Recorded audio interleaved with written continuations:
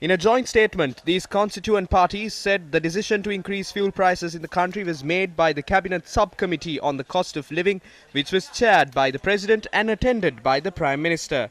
They state that SLPP General Secretary Attorney at Law Sagara Karyawasam, in a statement holding Minister Gammanpila responsible for the unpopular decision, had placed the government in a very difficult position in the presence of the people.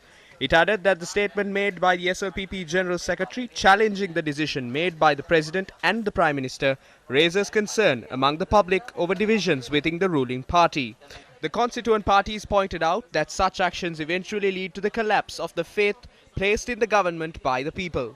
The joint statement was issued by Venerable Aturaliye Ratanathera from the Ape Janabala Party, Minister Vimal Weerawansa from the National Freedom Front, Minister Vasudeva Nanayakkara from the Democratic Left Front, Parliamentarian Professor Tissa Vitarana from the Lanka Samasamaja Party, Parliamentarian A.L.A. Mataula from the National Congress, and Dr. G. Veerasinghe from the Communist Party of Sri Lanka, Tiran Nalas from the Mahajana Eksat Peramuna, and Asanka Navaratne from the Sri Lanka People's Party.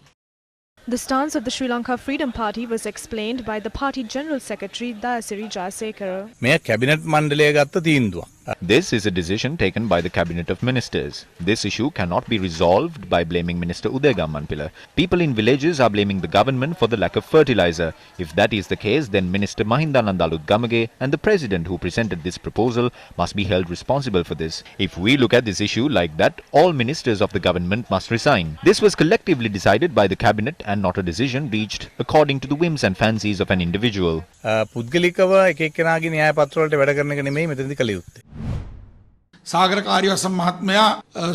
I believe that it would have been better if the General Secretary of the SLPP, Sagara Karyawasam, communicated the stance of the party to Minister Gammanpila or the Finance Ministry directly and not announced their stance to the media. We need to protect ourselves collectively.